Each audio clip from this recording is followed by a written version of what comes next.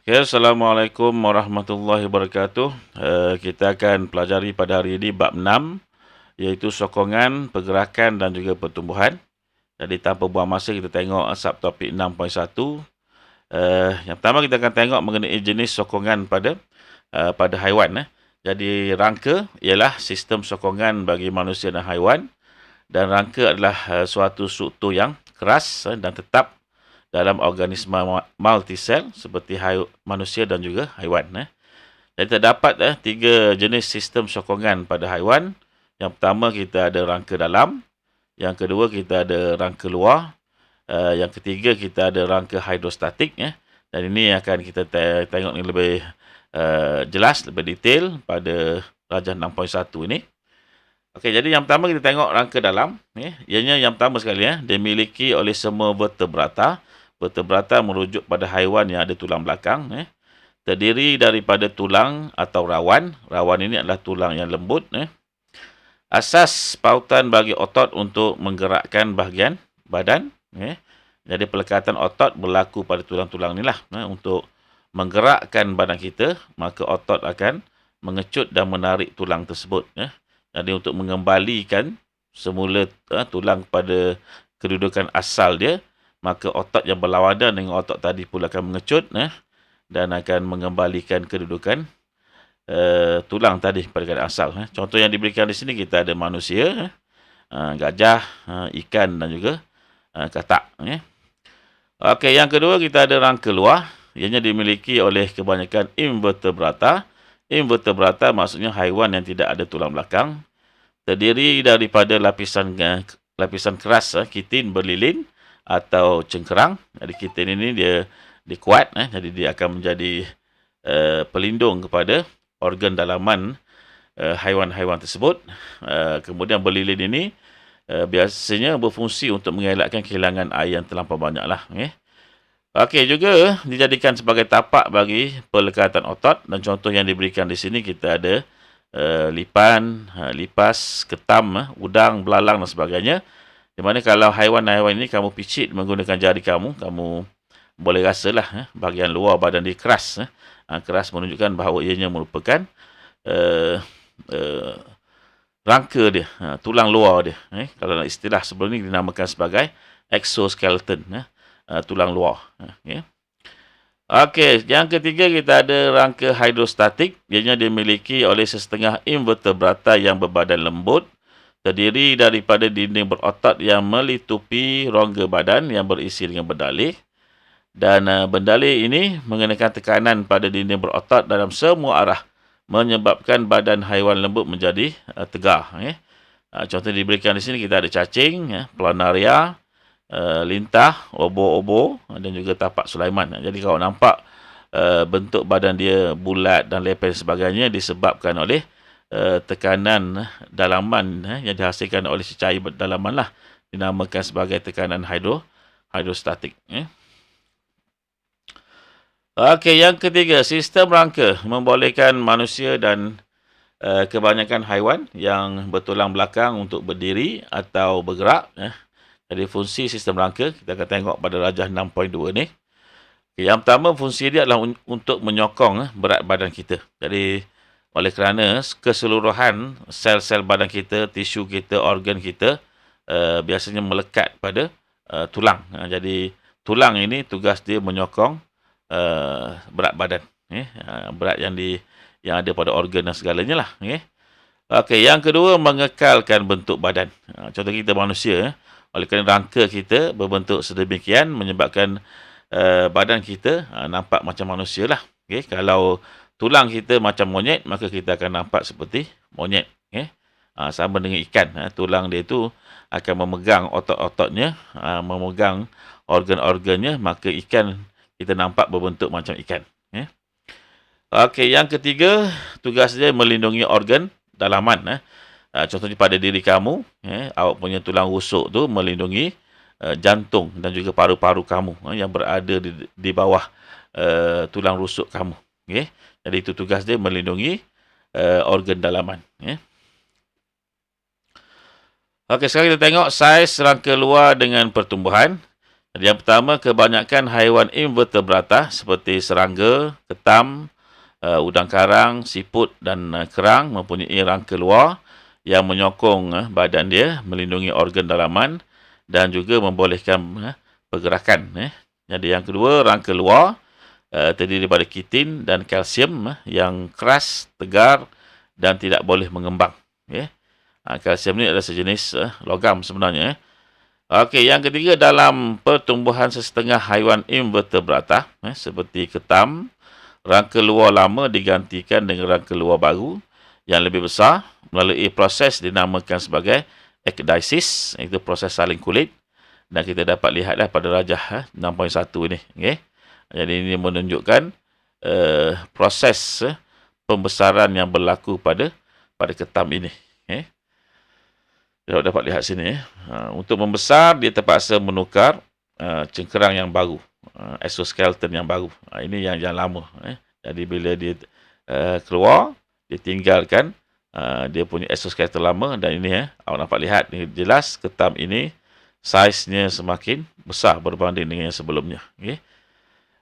Okey, dan kalau kita tengok pada rajah 6.3 ini, kita dapat lihat satu graf. Contohnya bermula di sini, bermula daripada telur. Telur makan masa mungkin beberapa hari. Kemudian ini yang naik ke atas ini, yang tegak ke atas ini menunjukkan berlaku pertambahan panjang badan dalam unit sentimeter dengan kadar yang sangat cepat di sini. Sebab ini kita ada paksi panjang badan. Jadi daripada telur, tiba-tiba sebetulnya berlaku pemanjangan yang sangat drastik pada panjang badannya.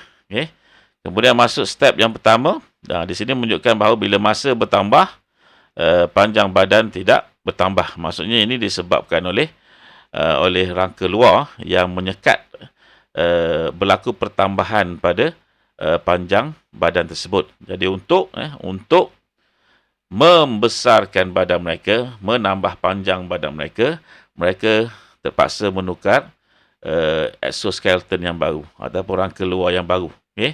Dan proses ini berlaku, dilihat di sini. Bila dia menghasilkan kulit luar yang masih lagi lembut yang baru, maka serangga tadi akan membesarkan badan dia, dan bila sampai satu tahap, dia punya kulit luar ni akan berhenti membesarlah. Jadi pembesaran berlaku dengan sangat cepat. Jadi dijantikan di sini serangga menyalin kulit dalam proses ekdisis. Jadi proses ini berterusan. Bergantung kepada berapa lama hayat serangga tersebut. Ini kita ada 1, 2, 3, 4, 5. 5 kali berlaku proses ekdisis. Cuba kita semula. 1, 2, 3, 4, 5. 5 kali berlaku proses menyalin kulit ekdisis ini sebelum serangga ini mencapai usia dewasa. Okey, jadi disebut di sini yang nombor 4 ni, dalam pertumbuhan sesetengah haiwan invertebrata seperti kerang, rangka luar tidak diganti, tetapi saiznya menjadi semakin besar melalui penambahan bahan kitin atau kalsium. Ini konsep ini pun sama sebenarnya berlaku dengan kita sebagai manusia. Bila pada kamu bayi, kamu minum susu, dalam susu ada banyak kalsium. Jadi bila tulang kamu semakin panjang, maka saiz kamu semakin bertambah, sehinggalah kamu mencapai had umur dewasa, maka berhentilah proses pemanjangan tulang tersebut. Okey, seterusnya kita tengok menghubung kaitkan rangka hidrostatik dengan pergerakan.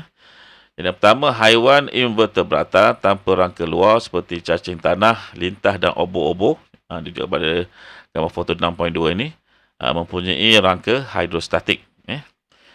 Yang kedua, rangka hidrostatik merupakan rongga dalam badan yang berisi bendalih pada tekanan lebih tinggi daripada tekanan atmosfera seperti ditunjukkan dalam rajah 6.4 ni. Sebabnya kalau tekanan ini kurang daripada tekanan atmosfera, maka dia akan jadi penyek lah. Badan dia tak bulat, badan dia tak nampak segar. Jadi tekanan dalaman dalam badan itu mestilah lebih tinggi daripada tekanan atmosfera, tekanan persekitaran.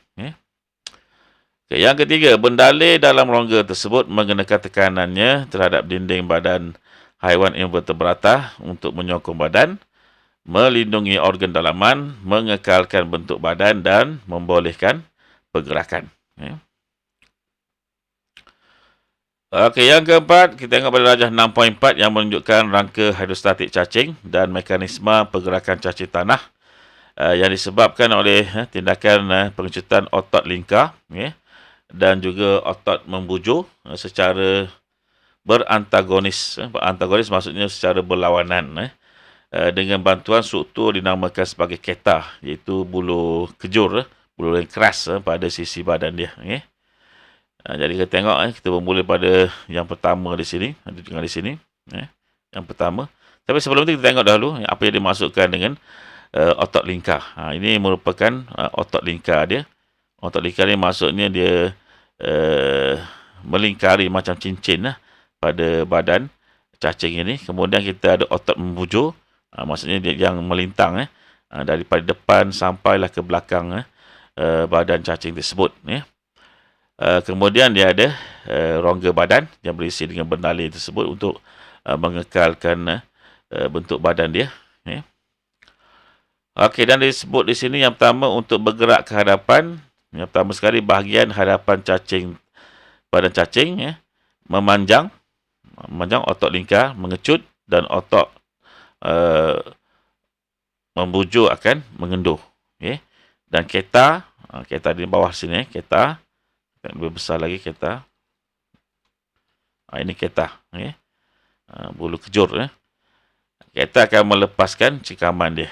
Ini yang pertama. Yang kedua, bahagian belakang badan cacing akan memendek. Maksudnya otot lingkar akan mengendur. Manakala otot saya guna kecilkan sikit nampak. Otot membujurnya akan mengecut. Membujur-mengecut, maka dia akan tarik bahagian belakang badan cacing ini ke hadapan. Jadi keta akan mencikam tanah. Keta mana? Keta yang berada di bahagian depan ini. Jadi kalau tengok pada struktur di atas ini tunjukkanlah otot membujur, dia akan memanjang, melintang daripada depan ke belakang. Kemudian otot lingkar, dia semacam bentuk mengelilingi badan cacing tersebut dalam bentuk cincin. Dan penerangan diberikan di sini apabila otot membujur, mengecut dan otot lingkar mengendur, segmen badan cacing tanah menebal dan memendek. Jadi otot membujur ini, mengecut maksudnya dia akan jadi pendek. Otot lingkar mengendur ni maksudnya dia kembali semula dalam keadaan rehat dia, keadaan saiz asal dia. Sebab itu disebut di sini badan cacing akan menebal, dia akan menjadi besar, tebal, dan dia akan jadi pendek. Okey, di sini penerangan dia apabila otot lingkar mengecut, dan otot membujur, OM mengendur, segmen badan cacing tanah mengecil dan memanjang. Jadi bila otot lingkar ni dia mengecut, dia kecut macam ni. Jadi badan cacing tanah akan menjadi mengecil. Dan bila otot membujur, dia mengendur. Mengendur maksudnya dia akan panjang ke depan, panjang ke belakang. Jadi ini yang disebut sebagai memanjang.